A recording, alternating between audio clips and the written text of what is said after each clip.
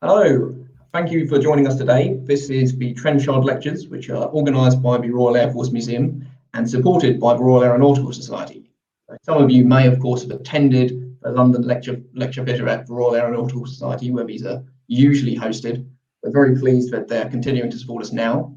And we have gone virtual, which of course means that we can reach you around the world. I'm delighted that we have people tuning in from such exotic places as Anaheim, Auckland, and even Abergavenny. So welcome to all of you from around the world. And I'm particularly pleased to be joined today by Victoria Taylor. Victoria is a PhD history candidate based at the University of Hull and Sheffield Hallam University. Victoria's research extends to the general military history of Britain and Germany during the 20th century, placing a keen emphasis on how cultural, societal, and political repercussions of such historical events can still be traced within their respective present-day societies. And this research, which the lecture is based on today, won the Royal Air Force Museum's Academic Prize in 2019, which is a great opportunity to plug the academic awards, which are open now and close at the end of the month. So if you would like to apply for a museum academic award for BA, MA, or for a PhD bursary, you can Google RAF Museum Academic Awards and find out more. But without any further ado, I'm going to hand over to Victoria to discuss Dampening Their Ardour, Operation Chastise, and the Dambusters legend in wartime Britain. Thank you so much, Harry. And of course, thank you so much to the RAF Museum and the Royal Aeronautical Society for putting on these Trenchard lectures. We really find ourselves in a time that's very confusing in this strange mix of lockdown and freedom. So I'm really happy to be here today. I hope everyone's well and safe. And really, I hope that tonight offers a little bit of a distraction from the strange political and health situation that we find ourselves in. So I will go obviously in more depth into the raid very soon, but briefly, I just want to run through what Operation Chastise was, although I should think most of us have probably got at least some sort of grasp on this mission because it's so popular within British culture.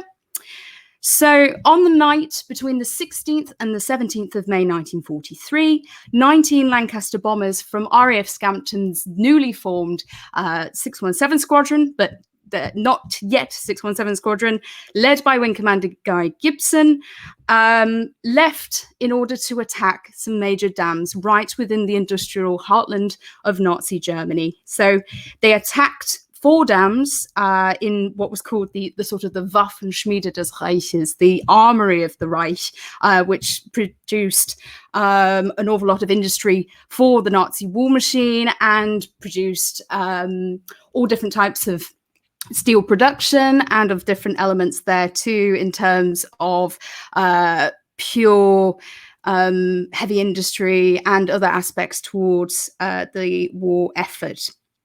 So these dams were the Möhne, the Ardour, the Sorpe, and the Ieperpa dams. And 617 Squadron succeeded in cracking open 2 of them, the Möhne Dam in the Ruhr Valley and the Ardour Dam on the River Weser.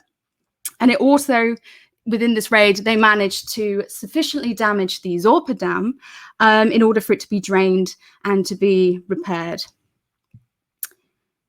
Now, the breaching of these 2 dams with Barnes-Wallis's revolutionary bouncing bomb, or codenamed Upkeep, as you can see here on the main page, constituted a significant wartime success for Britain. And the bomber crews who took part in this raid became immortalised in the British wartime press as the Dambusters, which is a nickname by which they've been known ever since. Now, here is what we tend to associate Operation Chastise and the Dambusters with. Guy Gibson's Enemy Coast Ahead from 1946, Paul Brickhill's The Dambusters from 1951, and of course, Michael Anderson's 1955 film, The Dambusters. The publication of these stirring accounts of the raid after the war, so Gibson's was a bit more of a sort of an autobiography, which contained an account of Operation Chastise. Paul Brickhill's book was more of a narrative history, and of course the film was based off of Brickhill's book. They really captured the British public imagination after the war. And the film in particular was one of the most powerful post-war reinforcers of the raid's mythology in this country. It claimed to tell the story as it happened, but it is nevertheless completely crammed with a lot of different historical inaccuracies, which don't seem to have affected its popularity in this country. But William Townsend, who was the pilot of Lancaster AJ-0 for Orange, later commented in the 80s that until that film was made, it was just another operation, wasn't it? Well, this talk aims to challenge Townsend's humble claim that it was just another operation by uncovering how, in its wartime propaganda, the Dambusters legend was starting to be formed, even though there are so many restrictions on how it could be reported on because of wartime secrecy. So let's go actually into what Operation Chastise was, in order to have more of an idea of why it did, in my argument, stand out dramatically from other wartime operations for Bomber Command. As early as October 1937, the British Air Ministry's intention to attack dams in the Ruhr Valley had been listed in the Western Air Plan number 5. But it was Barnes-Wallis and his upkeep bomb, which is here on the right, that made the prospect of attacking German dams actually feasible by 1943, though this was also assisted by the fact that the heavy bomber, the 4-engine heavy bomber, actually sufficient to be able to take it, the Avro Lancaster, needed to come into service first the year before. It was widely believed by the British that breaching the Möhne, Ardour, and potentially the Zorpa dams would disrupt transportation systems, it would starve the war industry of the water necessary to produce steel, and indeed that it would cause chaos amongst nearby workers and for their families and other civilians in the area. And in the opening years of the Second World War, Wallis, who by this point had become one of the most respected aeronautical engineers at Vickers Armstrong. He'd worked on so many other projects as well, so on the Wellington bombers, the Wellesley bombers, and airships before the Second World War. He had dreamt of designing a weapon that would sock a knockout blow to German industry. And his first paper, a note on the method of attacking the Axis powers from 1941, pondered the possibility of depriving Germany of electricity via a deployment of a big bomb against her industry. Following the Air Staff's initial rejection of this proposal, Wallis's initial prototype evolved into Upkeep and a smaller version, Highball, which was adopted by the Royal Navy. Now, to break these two dams, Wallis theorized that in his upkeep bomb, he theorized that his upkeep bomb itself would be needed to be spun backwards at 500 revolutions per minute using a hydraulic belt fitted onto specially modified Lancasters, so in where the bombway would be, which would give them this sort of pregnant duck look. The pilots needed to fly 60 feet above the water, and they needed to wait with the Möhne and the Ardour dams. They needed to wait until the towers aligned with a triangulation bomb sight in order to let go at the right distance. And at that point, they could release Upkeep, with its backspin causing it to skip across the water and then sink 30 feet to the base of the dam wall. Right there, the depth charge would detonate and the underwater shockwave would more or less punch a hole through the dam's walls and then wreak the havoc of the water onto the communities below. Now, the Möhne and the Ardour dams were prioritised because they were seen as being particularly susceptible to upkeep because of their gravity and their masonry construction. The Zorpa Dam was sunk more into the earth. It was an earth-based dam. And so that would have to be breached by a direct hit on top, which required different elements. And obviously, as the air crews looked into how it would need to be attacked, they didn't need the same bomb site in the same way because of the lack of those towers and, of course, the angle they were coming at.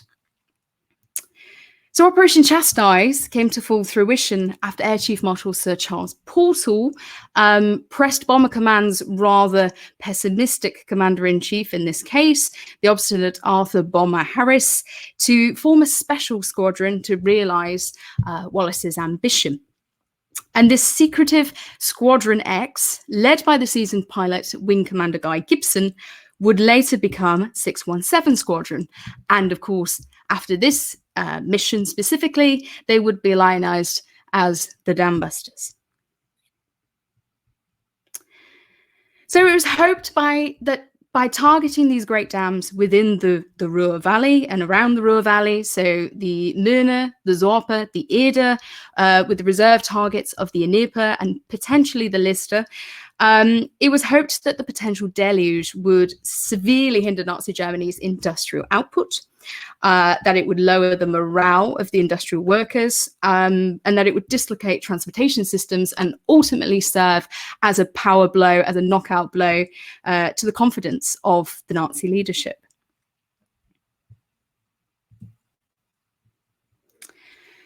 So what actually made Operation Chastise stand out from other wartime operations? Well, firstly, it was the equipment and the weaponry that they deployed to execute the operation. The earmarking of special equipment and weapons for the squadron's Lancasters, so obviously using upkeep, but also using very high frequency radio to coordinate the attacks between the Möhne and the Ardour, were quite cutting edge in terms of them being deployed by Bomber Command rather than, sort of the sophisticated ground-to-air and plane-to-plane communications of Fighter Command. And this sort of set the precedent for 617 Squadron's elite reputation, particularly as upkeep obviously ended up sort of being Wallace's one-off weapon for this mission. Of course, he saw a lot of success later on with Tallboy and with the Grand Slam. But upkeep itself was very much specific to the Dams raid, and that's what makes it so unique. Of course, there's also the development that they had of, having this handheld, rather rudimentary bomb sight for the Möhne and Ardour dams, but which showed ingenuity. And a pair of converging spotlights were placed on the fuselage of the Lancaster bombers in order to gauge the height to maintain the 60 feet that was required in order to release the upkeep bomb. So in this respect, the raid's tools were already rather sort of extraordinary before it had even been carried out, and that's why it stood out so much from other wartime operations. They also had to deal with unique challenges that came with this raid. So the majority of 617 Squadron were not particularly, they didn't really know much of the target until the time of the raid itself, simply for security reasons, so that the raid wouldn't be leaked. And they weren't really given a lot of advice. They were just told, practice low-level flying at night, and that's what we need, and keep doing it until you can do it with your eyes closed. This sort of was implied. And Gibson's Enemy Coast Ahead claimed that the raid was quote, a hard case of having the best and nothing but the best, even though he had only personally chosen the pilots for the mission and not the crews themselves. And the crews were required to have completed 1 or 2 operational tours and to have experience in a Lancaster. So, obviously very skilled, brave men, but not all completely necessarily decorated across the board, although they obviously soon would be. And surviving Dambusters would later demonstrate that whilst the squadron contained many decorated pilots, this elite feeling didn't necessarily extend to the whole squadron. So Flight Sergeant Ken Brown, for instance, recalled how his wireless operator had said to him, "Skip, if we're the backbone of this squadron, we must be damn close to the ass end." And so this demonstrates that it was an incredibly intricate operation anyway, even for the seasoned pilots, but let alone for the crews that really were thrown into combat in this sphere that really was completely experimental. There were also the grueling conditions that the Dambusters had to fly in, which added to the difficulty of the raid, and concerns were raised that flying them solo was having a detrimental effect to the Lancaster bombers themselves. They were bulky, heavy bombers. They weren't designed to be flown like a Stuka. And so it was struggling with that, but also the crews were having problems with a strange mixture of air sickness and seasickness, which came from flying so low over water. And the squadron's medical officer was actually alleged to have trialed a drug called chlorotone on the crew of Lancaster ED 937. But it turned out in the end that most of the men didn't want to try it and wanted to take their chances. They also had the issue of being harassed by enemy flak, and also bracing for the potential threat of German night fighters, although, of course, part of the reason they were flying so low as well was to avoid coming up on German radar. But of course, that in itself was incredibly dangerous. Not only did they have to maintain that unnerving height of 60 feet above going towards the dams themselves, but they also had to deal with the fact that, they were flying low anyway and going into a very tricky topography, going into a hilly, based in a sort of an industrial area that's well defended by flak. And obviously other hazards on the ground as well on the way there and the way back, whereas, whether they're buildings, whether they're pylons, etc. So this was quite an unusual mission in terms of just how many hazards there were in a profession where, absolute casualty and fatality rates in Bomber Command were sky high anyway. But this was particularly dangerous for 617 Squadron. So what was the official British response to the operation? Well, the dams of the Ruhr had become crucial targets for the RAF by May 1943, due to an overarching air battle that the raid isn't always contextualized in, which was the Battle of the Ruhr. And failing to consider this raid within this ongoing conflict sort of doesn't allow us to fully appreciate why Operation Chastise was such a big success for the RAF. So as I mentioned earlier, the Ruhr produced a lot of raw steel. In fact, 70% of the nation's raw steel and coal tar, 67% of its pig iron, and it also constituted over 60% of the country's heavy engineering capacity. So it was long a vital target for the RAF and for Bomber Command. And the Battle of Ruhr had been starting to rage from between the 5th and 6th of March 1943, with a heavy raid on Essen, to the July of 1943. But the Ruhr was not always a successful theatre for the RAF. In 1941, the infamous Butt Report recorded that only 1 in 10 of the bombs were on target over the Ruhr. And several raids during the Battle of the Ruhr were foiled by many different aspects that made the Ruhr particularly difficult to attack. So RAF aircrews often referred to the Ruhr sarcastically as the Happy Valley, because it was so heavily defended by belts of anti-aircraft defences. It was covered in industrial haze and smog. And of course, you could have unforgiving weather conditions, and you had the threat of getting there in the first place and getting back safely. And so as a result of it being so difficult, it had become, in the words of Patrick Bishop, a exhausting and a bloody slog for the bomber crews each night. But Chastise, amongst all of this, sort of this tiring, agonizing, slow bleeding out of the forces, it came to epitomize innovation and accuracy and progress after several months of, very brave operations launched by Bomber Command over the Ruhr, but which had not seen much difference. And of course, as a result, Chastise delighted the Royal Air Force. So Arthur Bomber Harris, who had once declared the proposed operation to be tripe of the wildest description, ended up proudly congratulating all of those involved in the Dams raid. And he noted that in this memorable operation, they have won a major victory in the Battle of the Ruhr, the effects of which will last until the Boche is swept away in the flood of final disaster. So this illustrates how the RAF didn't consider the Dams raid separate from Ruhr operations, even if subsequent historians have painted it that way. So here's the damage of the main dams on the side, as you can see, and the damage that was wreaked by the 336 million tons of water that were unleashed from both dams combined forced thousands of German Organisation Tod labour workers to be diverted from constructing the Atlantic Wall, which was an anti-Allies coastal defence system that was encircling occupied Europe. And they got drawn away from there to go patch up the breaches in the dams.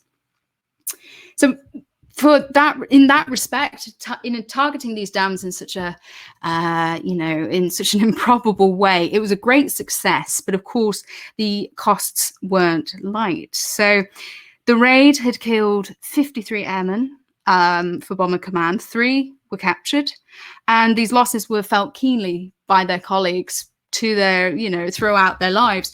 And indeed, the last British Dambuster alive today, so George Johnny Johnson, has said about how he still thinks of the ghastliness of the numbers today. So they really were heavy. They were mourned by the RAF.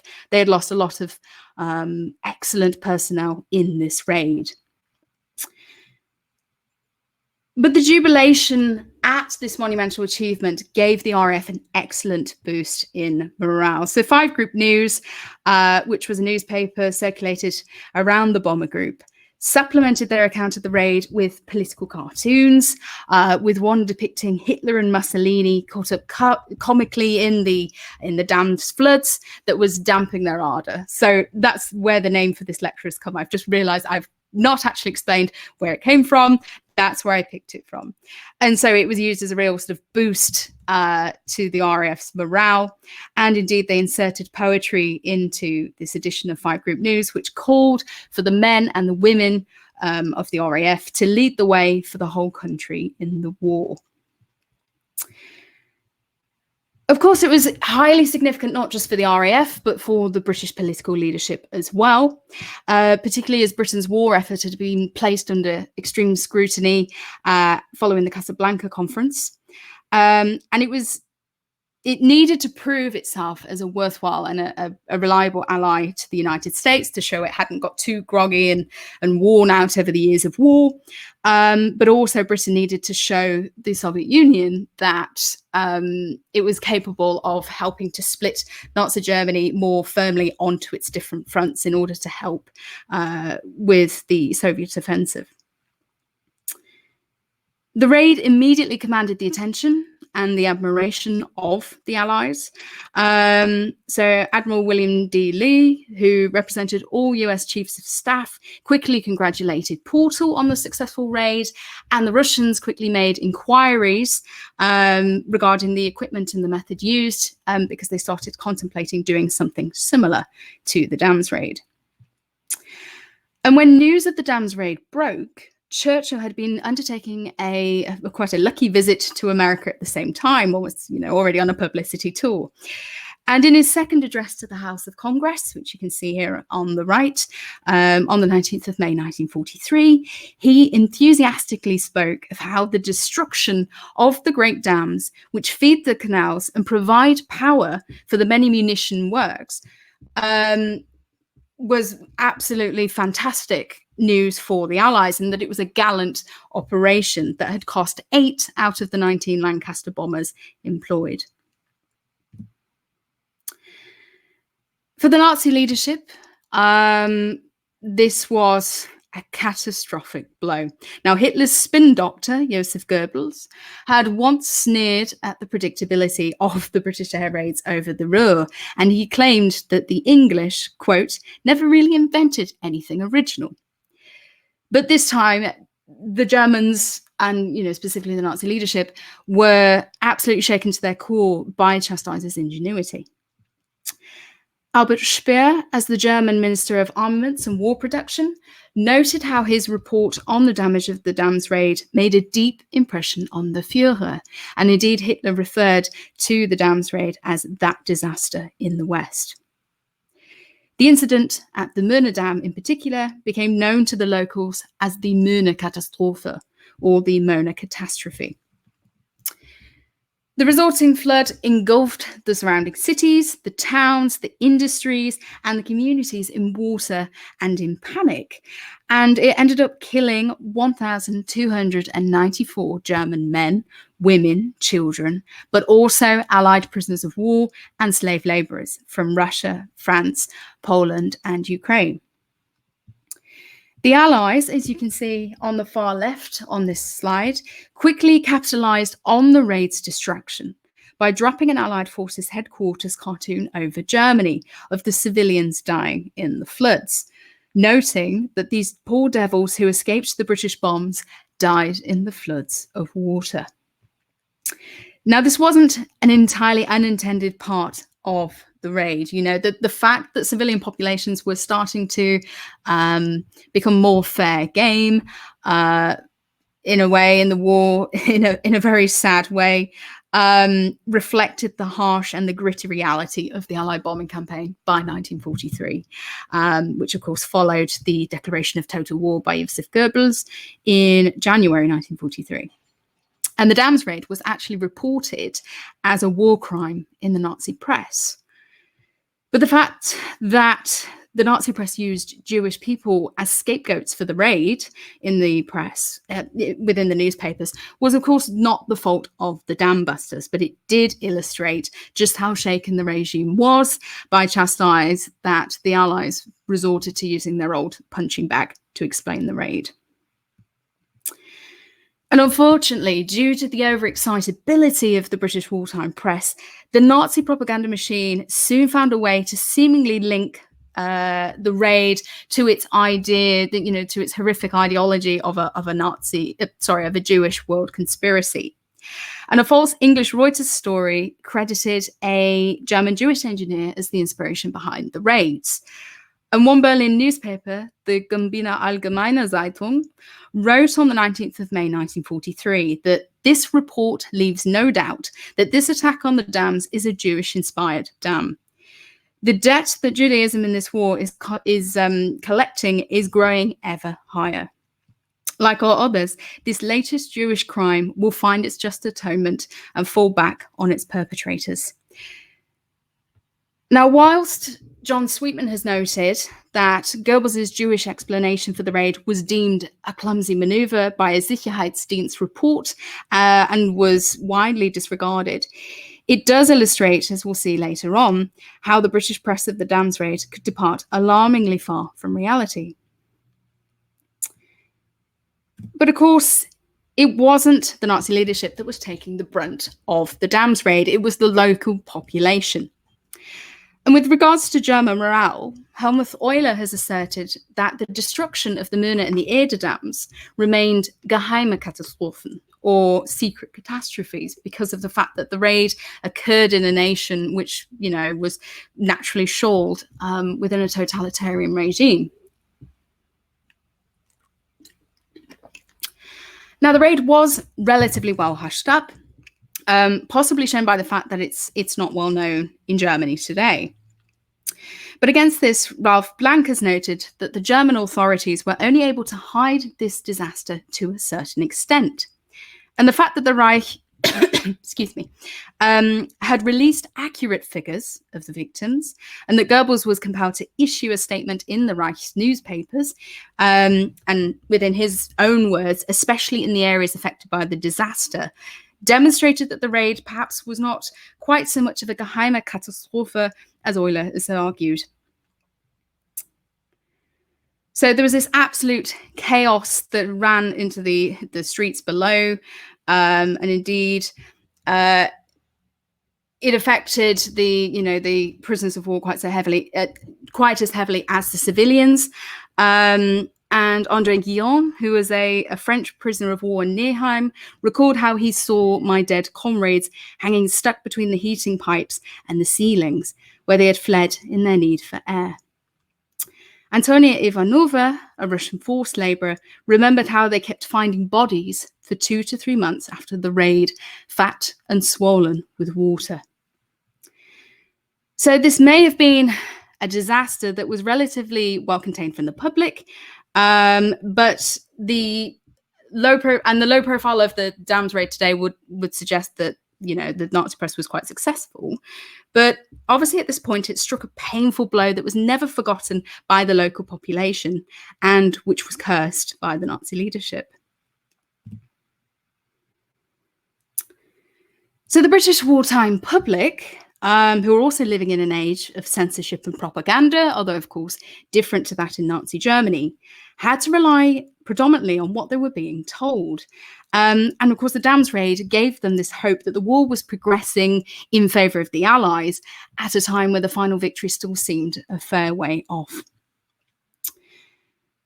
And we've got to bear in mind, of course, you know, they had to go off the newspapers and things because, you know, they didn't know about the bouncing bomb yet. There's the sort of the veil of wartime secrecy in that respect. But they did start to get to grips with some of the characters that were involved in Chastise, and most specifically Wing Commander Guy Gibson. So the Western Daily Press reported on the 18th of May 1943, so literally overnight celebrities, that Wing Commander Guy Gibson, who is also in charge of the whole operation, personally led the attack on the Myrna Dam. After he had dropped his mines, he flew up and down alongside the dam to draw the fire of light AA guns placed on it. Now, because of the fact that the British newspapers lacked the same sort of official uniformity of the press in the Third Reich, it meant that each newspaper could come up with its own opinions and its inside scoops. And even as soon as the raid was being revealed in Britain, there were concerns amongst the Air Ministry and the RAF that, you know, the British press were going too far, that they were basically putting out false stories in order to try and get this exclusive deal on the Dams raid. So 5 Group News, for instance, reported that the raid had excited a degree of attention in the press and films, but it claimed that it put out its own more accurate portrayal in the belief that the well-merited clouds of glory may have misted over and obscured the events themselves. And indeed, you know, the newspapers in Britain were getting quite hysterical in a way. You know, they started to tout numbers of 10,000 victims in the floods, that there was rioting, that, you know, the whole Daily Mail said in Kassel that their only desire is the war should end. So, you know, it was really starting to get quite problematic, and the Air Ministry was having to put out, we're having to refute these stories. So the one about the German Jewish engineer, they had to get rid of. And indeed, the idea that it was members of the British public that had suggested the Dams raid, which they said, of course, was absolute nonsense. But I think one of the more damaging things that came from the British press at this time was the fact that the losses for Bomber Command were often played down. The focus went on the survivors, not the dead. And indeed, you know, so obviously a lot of times it was mentioned that 8 Lancasters were lost, but without any mention of, you know, how many personnel that entailed. And in an article with an air correspondent for Aberdeen Press and Journal on the 18th of May 1943, he noted that it's not too much to say that in a matter of minutes, Bomber Command did much damage to the German war machine in the Ruhr for less cost and with fewer machines than any other raid ever carried out against that area. But the Dams raid was a 40% casualty rate, and normally raids over the Ruhr sort of had between it, you know, sort of a 4 to 5% casualty rate. So this was completely inaccurate. But the squadron started getting more publicity, you know, with the royal visit of King George VI and Queen Elizabeth to RAF Scampton in the aftermath of the raid, particularly as the King himself chose 617 Squadron's official motto and crest. So, of course, the Après moi le déluge, after me the flood, and of course the crest here with the dam. The newspapers then started lavishing more attention on Gibson for being awarded the Victoria Cross, and indeed the other 32 members of the squadron who were granted awards in the summer of 1943. And this led to the famous investiture of the Queen. So this happened on the 22nd of June 1943, and it was the first time that a Queen had held an investiture since the Victorian period.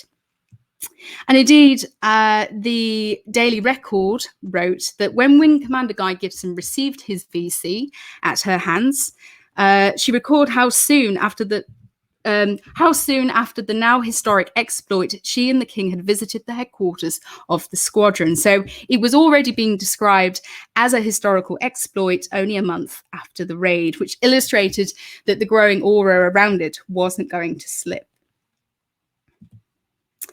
So the Dambusters were sort of pursued as didn't need to go back were sort of pursued a bit like film stars. They were sort of almost the fighter aces of Bomber Command, and indeed Gibson was referred to as the Bomber Command ace in the Aberdeen Press and Journal. But there was this sort of clambering that started to come around the Dambusters, and this is shown by the article that comes from the Aberdeen Press and Journal, which says, an abnormally large crowd had collected outside the palace when it was known that the heroes of the Dams raid were attending the investiture. But Wing Commander Gibson, as soon as he received his VC, frustrated a demonstration by racing from the palace grounds with his wife in his own car.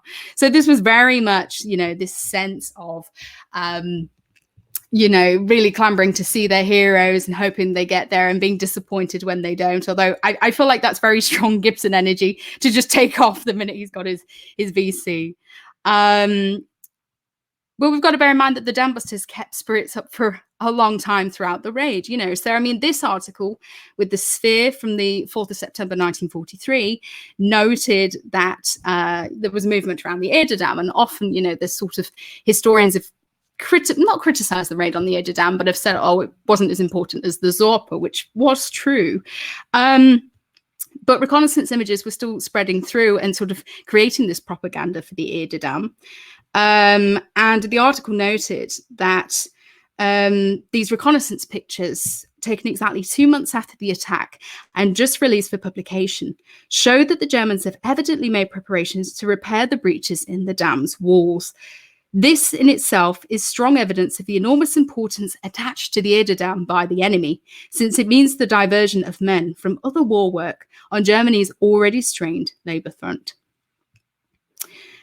So it was still very much in the public eye, and even to the end of the Second World War, once peace was gained in Europe, but fighting was still going on with Japan, it was still being reported on. So the Birmingham Mail put on the 2nd of July 1945 that the Germans still talk of the thousands of gallons of water that spilled out, splitting a gap in the concrete 52 yards wide and 16 yards deep.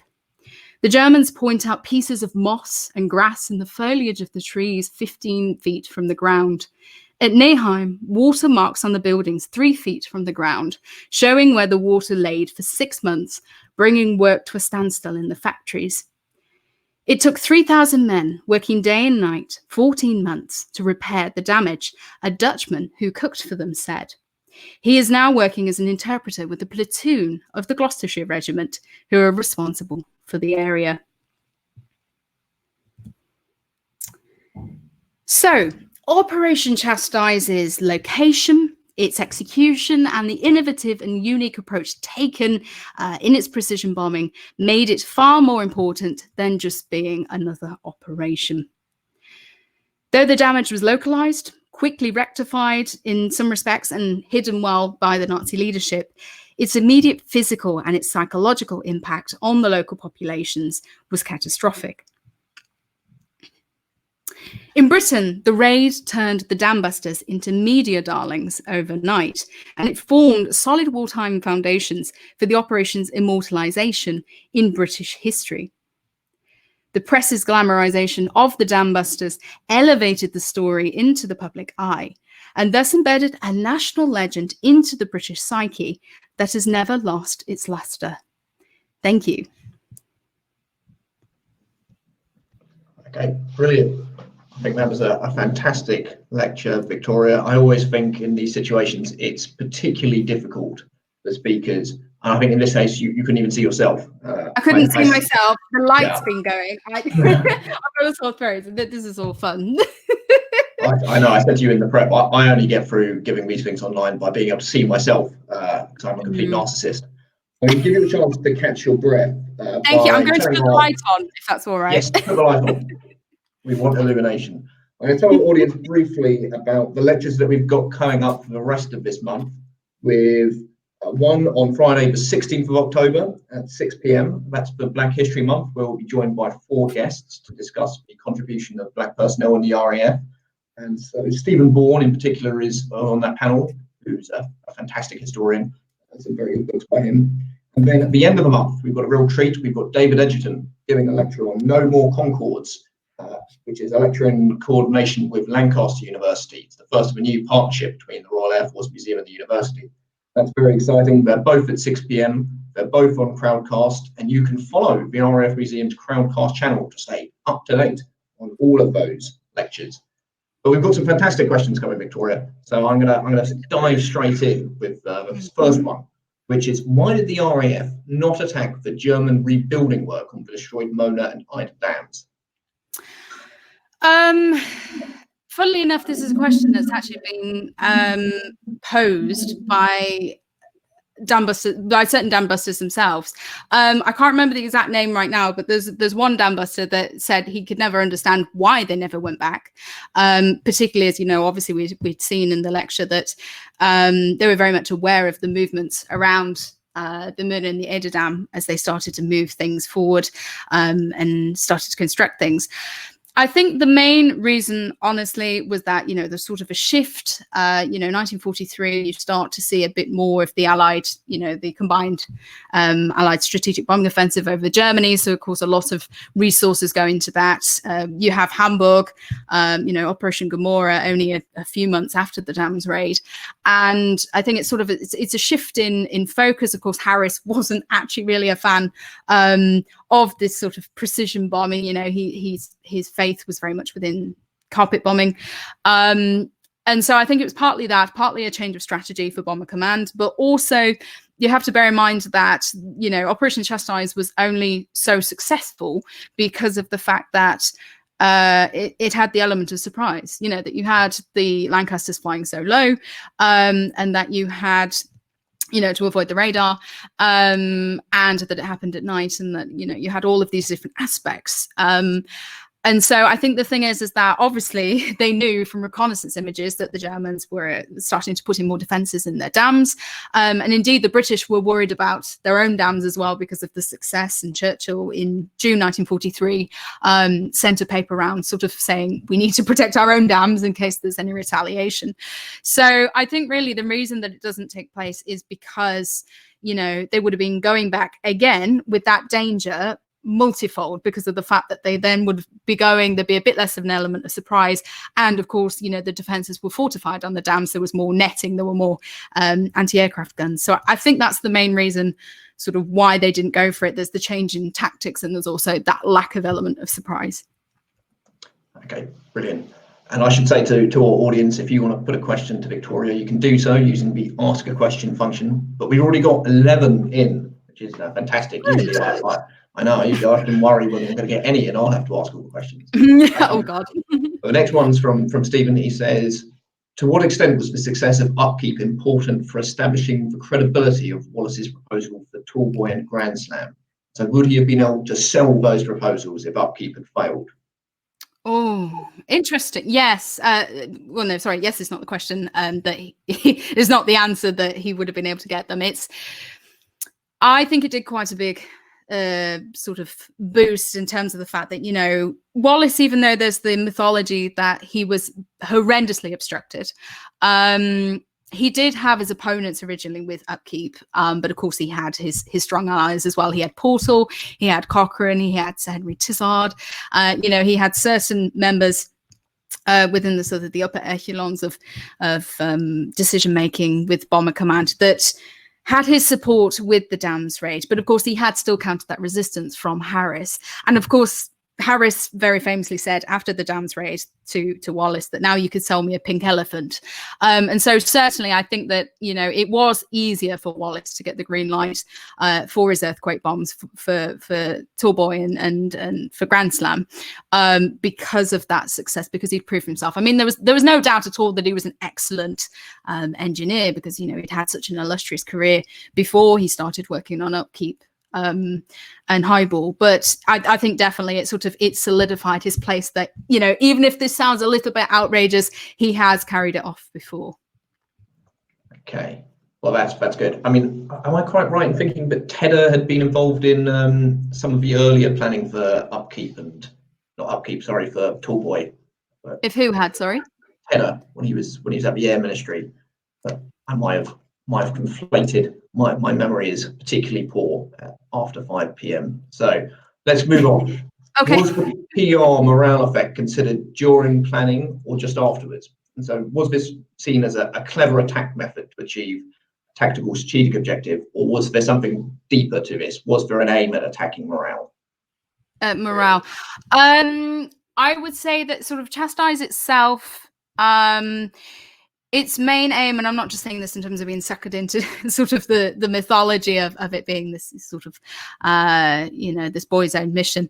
I think that its main sort of intentions were purely military, but Bomber Command were more than aware of that, sort of that morale impact as well, not just in the traditional sense of impacting the workers and their systems, but also on the local populations. And the reason for this is, if you look at some of the earlier case studies that the Air Ministry had drawn up, and the Ministry of Economic Warfare had drawn up before the dams raid, and sometimes even before the war, which considered the impacts of attacking certain dams within the Ruhr Valley and what impact that would have on morale. So they do actually discount certain other dams. So I think there's the Wupper, I think, is discounted to a certain extent because it's not drinking water. And some of the earlier papers do claim that, if there was an attack against the major dams in Germany, then that would provoke all of these different alarmist rumors about, drinking water, about the spread of disease. And interestingly, Sir Archibald Sinclair actually notes that in essence, so he got the intelligence from a German newspaper that the water in Essen, that basically the local newspaper had reported that the water had to be boiled for use well after the dams raid, because the supply lines were just far too contaminated and polluted by dead animals, by humans, by all of these different parts of debris. So it's one of those things that it was already in the strategy itself of Bomber Command to be, sort of breaking down German morale. The dams raid itself, it's sort of seen more of that's another side effect, but the main sort of aspect is more for the military target.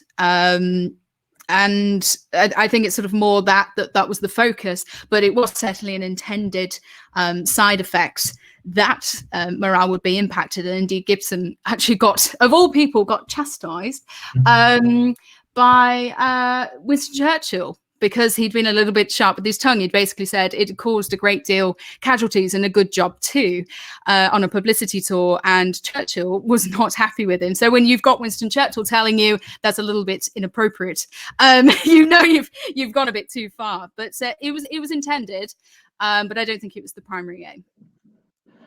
Okay, I'm going to ask you about the sort of popular mythologization of the Dambusters today, because it's still one of the raids by the RAF which captures the public imagination. Though I think it's always surprising when you talk to people who are slightly younger that they don't know more about the dams raids. Mm-hmm. But why is it that it still has that appeal? Is it that the effect of the film has this really cemented its legacy, or did it start much earlier than that? I think it had started early on. I think, because there's so many young, particularly young British boys who had grown up, and there will be plenty watching tonight that grew up on Brick Hill's book, grew up, with their sort of FX models of having especially modified Dambusters Lancaster. You'll sort of have these cadet editions of stories of the dams raid. So it's in sort of full swing from an early age. I think it's that sort of idea of, as one historian has suggested, the sort of the catharsis of within the 50s and 60s of coming to terms with the Second World War by exploring this war imagery and these ideas and stories. But I think it's one of those things that the film obviously has very much seeped into British memory, particularly, Eric Coates's Dambusters March, which, there'll barely be anyone today that will not recognize it. It's featured in everything from the Carling Black Label adverts in the 90s to the London 2012 Olympics opening ceremony. So, you know, it's in all of these different aspects. And I think that's why it's still popular, is that there's still what I call the Dambusters motif that sort of runs through British popular culture. But I think, to be honest, I think Mary Stopes Rowe, who was Barnes Wallis's daughter, I think she probably summarised it the best as to why it stays so popular in British memory. And it's just really, it's a story of endurance, and it's a story of being against the odds and persevering and having that sort of strength that only comes from sort of the toughness of the wartime of the golden generation. So I think that that's the case, but also it crops up in so many places that it's familiar, and so naturally it's a story that can be easily evoked, that's always emotional and is instantly recognizable.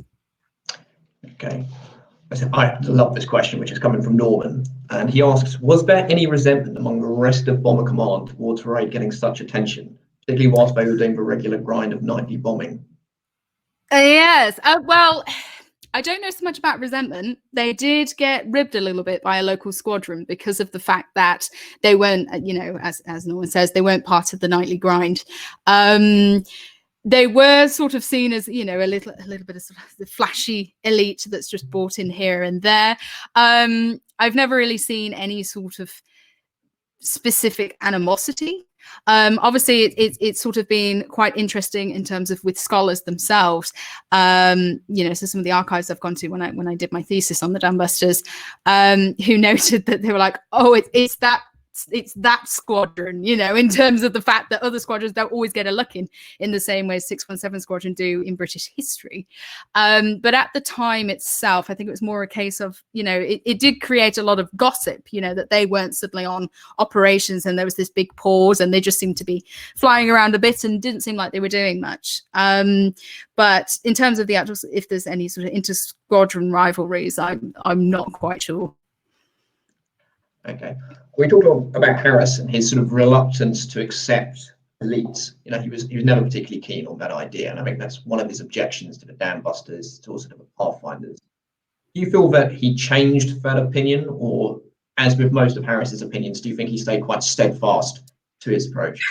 I think he stayed. The thing is, I mean, I called him obstinate, and he could be obstinate, but I also do think that Harris, he's often, you know, for all of the controversy that does come, you know, with the consequences, the heavy bombing of places like Hamburg, Dresden, etc., which, you know, absolutely were a result of his policy, even if he thought he was implementing it for those higher above.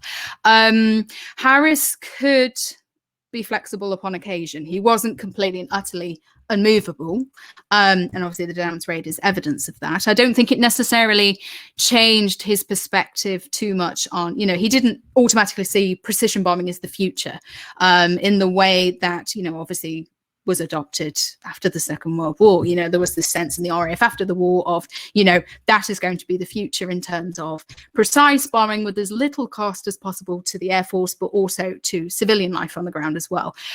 Harris was a little bit more hardened against that. You know, he didn't he didn't think, oh, you know, I'm going to try and not kill as many civilians as possible. He just didn't think that way.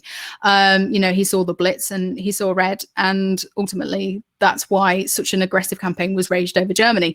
So I think it changed his perception perhaps of being a little bit too hasty in his judgments, but I don't think it changed his core policy in terms of believing that carpet bombing, that saturation bombing was the way to go. And he really was seduced with the same issue that the Germans had when they were bombing Britain, the Blitz. It was this idea that the German population was going to crack first because it was inferior to the British population. And of course the Germans had the same idea of the British in the Blitz, and they thought, oh, you know, they're going to quit first. And I don't think he ever quite wavered from that. So I don't think it didn't make him automatically adopt precision bombing, but I think it did make him recognize that he wasn't always right, and that upon occasion, you know, it was worthwhile investing in other tactics. Okay. Now, we've been asked, following the success of the dams raid, why was 617 Squadron assigned to attack canals from September 1943 and incurring a large number of casualties doing so, rather than assigned to new, more accurate targets again? Good question. I don't know if any of it is sort of linked to do with, you know, because it's sort of around this period, well, a little bit more and a little bit later on, we start to see a little bit more effectiveness with the Pathfinders. I don't know if this might sort of be an issue that sort of, you know, you started to have a little bit more emphasis on sort of precision bombing in a way, but in a different way in terms of trying to more accurately locate targets visually and sort of leaving markers for the main bombers to come and bomb. I don't know if more a sense of, you know, like they needed a clear objective. So, you know, obviously 617 Squadron get involved in bombing the Tirpitz, for instance. And again, you know, you've got a clear, obvious objective that needs precision in that respect. But I suppose the issue is that, you know, you can't always be waiting around for that precise operation. You know, you do still need to be used. There's Lancasters there that aren't being utilized in the war effort. So I think that's the thing. There's sort of a little bit of inconsistency with 617 Squadron, that they sort of, you know, are thrown in different areas. They are a crack elite unit, but also do need to be used in different areas. So they're sort of run ragged, I think, by the war effort. But I can't give an absolutely, you know, definitive point. But I think that's sort of the issue, is they had to be put where they were needed, but sometimes where they were needed, they weren't deployed in the way they should have been. Okay, fantastic. We've got a question from Lucia, who is an RAF museum curator. So we're delighted that Lucia has asked this question. And she says that she was intrigued that Operation Chastise is not very well known in Germany. Is there an equivalent German operation which isn't very well known in the UK? She's caught me off there. I don't think so. Because I mean, there might be, but it's one of those things that, you know, when you sort of put on the spot and you're like, well, I don't know. I've not come across one thus far, sort of, you know, that was carried out by the Luftwaffe that wasn't well known, because of course the German press made such a big deal of splashing any sort of victory over the Nazi propaganda. And as a result, you know, British intelligence was keeping tabs closely on that press. So I think there probably is, but there isn't one that automatically leaps to mind that I've thought, you know, they didn't know that. It's perhaps lesser known in Britain that, and I've just seen one of the comments actually has reminded me that, you know, an intact upkeep mine had been taken from one of the crashed Lancasters, and that the Germans had actually started sort of looking into looking at the aspects of it in terms of how it worked. The bit that they missed out from actually looking at upkeep was that it actually had to be spun backwards, not forwards, and it never fully developed. They took too long with it, and that's often quite not known in Britain, that the Germans, you know, went through these thorough surveys on upkeep, and had been looking at sort of attacking dams in Sheffield and in other places in Britain. But in terms of the other way round, I can't really think of a specific example right now, but I'm sure it'll come to me the minute I log off. But I know Lucia, so I'll message her if I remember. Yeah, that's always the way. That last moment you walk off and you think, yeah, and then you think that would have been the perfect answer, you know. I thought we've only got a couple of minutes left, so I'm gonna ask the last question here. I thought it was quite intriguing that you mentioned both British desire to influence the American opinions of Britain's ability to wage the war, but also the Second Front and the need to in many ways appease the Soviets that we were actively engaged in operations. Do you have a sense about which side might have been influenced more by Chastise? I mean, was it a great hit for, you know, British PR in the Soviet Union? I'm not really sure. I mean, maybe not so much for the Russians, because the Russians had already had sort of set the precedent with some of the dams that they had attacked themselves.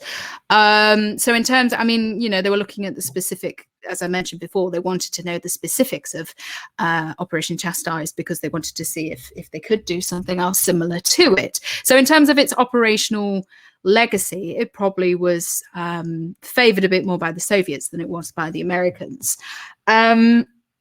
but I can't really answer. You know, obviously, you know, the Americans were admiring of it. They initially wanted to, they favored a bit more of precision bombing, you know, sort of over marshalling yards and different areas of Germany. But of course, you know, ended up adopting more of the sort of the carpet bombing that the Bomber Command were engaged in.